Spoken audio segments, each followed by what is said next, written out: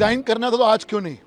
ये जो ड्रामा है कि हम जनता से पूछेंगे, सवाल आज ये है कि दिल्ली की जनता और हिंदुस्तान की जनता एक सवाल पूछ रही है कि आप जब कोर्ट का फैसला आ गया कि आप जा नहीं सकते, सेक्रेटरीट नहीं जा सकते, आप फाइल साइन नहीं कर सकते, तो आपका औचित्य क्या है मुख्यमंत्री पे पद पे बने रहने का?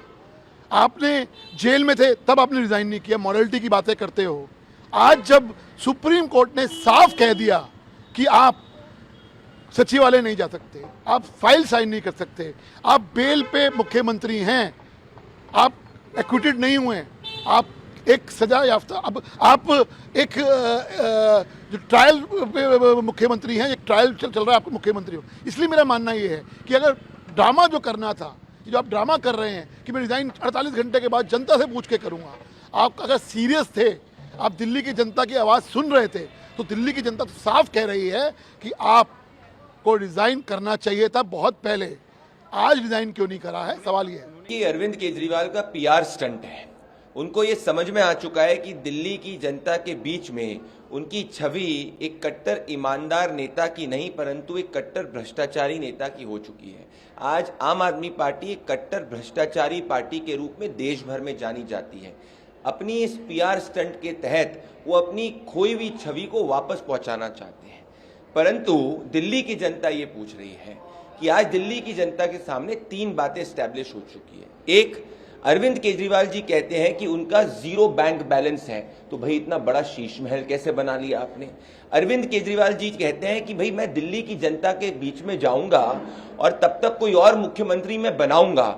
मतलब साफ है कि ये सोनिया गांधी वाला मॉडल अप्लाई करना चाहते हैं कि एक डमी, जैसे मनमोहन सिंह को एक डमी प्रधानमंत्री बना दिया था और पीछे से सरकार चलाई, इसी तरीके से चलाना चाहते हैं। और तीसरा, उनको आज समझ में आ गया है कि आज आम आदमी पार्टी दिल्ली का चुनाव हार रही है और उनके नाम पे दिल्ली की जनता वोट नहीं कर सकती, इसीलिए किसी दूसरे को बलि का बकरा बनाना चाहते हैं for the time being. Arvind Kejriwal ji ने अभी ऐलान किया कि वो 2 दिन बाद रिजाइन करेंगे और कहा कि जनता के बीच में फरमान लेके आएंगे और दोबारा तब मुख्यमंत्री बनेंगे। अरविंद केजरीवाल जी आपको एहसान नहीं कर रहे, कोई आप सेक्रीफाइस नहीं कर रहे। मानयोग सुप्रीम कोर्ट ने आपकी जमानत में लिखा है कि आप मुख्यमंत्री कुर्सी से दूर रहेंगे, कोई फाइल साइन नहीं कर सकते, इसलिए आपके पास विकल्प नहीं है। मानयोग सुप्रीम कोर्ट के ऑर्डर के चलते आपको रिजाइन करना पड़ रहा है। और आपने कहा मैं जनता के बीच में जाऊंगा। जनता ने तो 3 महीने पहले ही आपको फरमान सुनाया है। जब आपने कहा था जेल या बेल, लोगों ने कहा जेल, और आपको 7 सीटों पे हराया और वापस जेल भिजवाया। और अभी आप 2 दिन का समय क्यों मांग रहे हैं? क्योंकि अब आप अपने एमएलए को ये जताना चाहते हैं कि मेरी धर्मपत्नी को मुख्यमंत्री बनाओ, मैं जल्दी चुनाव करा दूंगा और मैं तुम्हें दोबारा एमएलए बनवा दूंगा, पर मैं किसी और को कुर्सी पे नहीं बिठाऊंगा।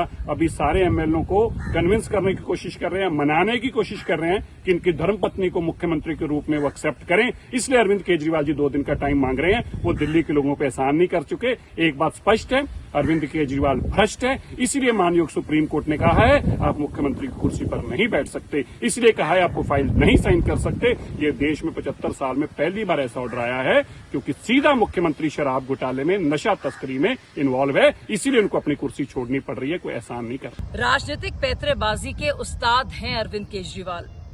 वो जानते हैं कि वो इस्तीफा उनको 5 महीने में, जब वो लगातार जेल में थे, तभी दे देना चाहिए था।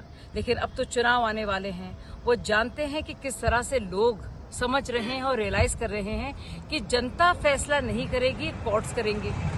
जो उनको बेल भी मिली है वो केस के आधार पर, उसके मेरिट्स पर नहीं मिली है।